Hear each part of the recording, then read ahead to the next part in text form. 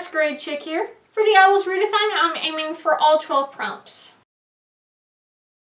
For Ancient Runes, I'm going to be reading Damsel. It's a sort of feminist spin on the whole prince rescues the princess from the dragon, and sounds pretty interesting to me. And for Arithmancy, I'm going to be reading Girl Serpent Thorn. It's another feminist type of story. She's a princess, but she's also a monster because she's poisonous to the touch, and it's this whole type of adventure fantasy story, so I'm looking forward to this. And for Astronomy, I'm going to be reading The Selection. And this is a reread for me back 6 years ago. I loved this book. I really enjoyed it. So I'm looking forward to see this again. If you don't know about this book, Dystopia meets The Bachelor. That's basically what it's about. And for Care of Magical Creatures, I'm going to be reading Imagine Me. And I don't have the book with me because my pre-order still hasn't arrived yet, but I'm looking forward to reading this. So, next up is Charms, so I'm going to be reading Ryan Higa's How to Write Good. I love Ryan Higa. He's one of my favorite YouTubers, and I'm looking forward to reading his book.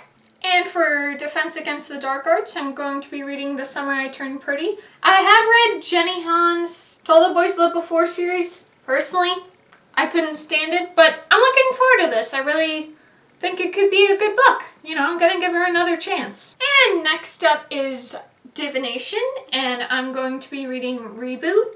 So the tagline is, 5 years ago I died, 178 minutes later I woke up. And it's like this whole thing where like people keep on dying or rebooting. The main character, like she was saying, you know, she's definitely died before, so she's been rebooted. And there's like this guy who he hasn't died or something like that, or like he's the most human out of most of the reboots. It sounds like a pretty interesting book, so I'm excited. Next up is Herbology, and I'm going to be reading Magonia. When I picked this up, it kind of reminded me of a Peter Pan, Captain Hook type thing. It probably isn't, but I'm looking forward to reading it. Next up is History of Magic, and I'm going to be reading Serpent and Dove. I watched Read with Cindy's review, and I'm just kind of like, I don't know about this book. But I'm excited because that's her opinion, and I'm gonna have mine, and who knows, I might really like this book, so I'm excited. Next up is Muggle Studies, and I'm gonna be reading Scarlett Up Stein Hates It Here. So Scarlett Up Stein, she has this crush on this guy Gideon. Her favorite TV show gets canceled, so she turns to the fan fiction. In a way, she shouldn't be doing it, but for her fan fiction, she has her crush as her like inspiration, so she writes about that type of thing.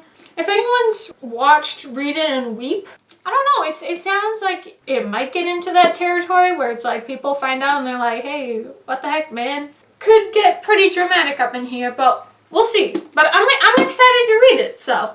And for Potions, I'm going to be reading The Queen. It sounds pretty interesting to actually get the backstory of Maxon's mom and dad, so I'm looking forward to this. And lastly, I have Transfiguration, and I'm going to be reading A Curse So Dark and Lonely. I'm all for Beauty and the Beast retellings. For some people that get tired of it, not me. I love Beauty and the Beast retellings, so I'm looking forward to this, and yeah, I think it's going to be really fun. And so that is my O.W.L.s Readathon TBR. Hope you guys have a great day, and stay safe out there.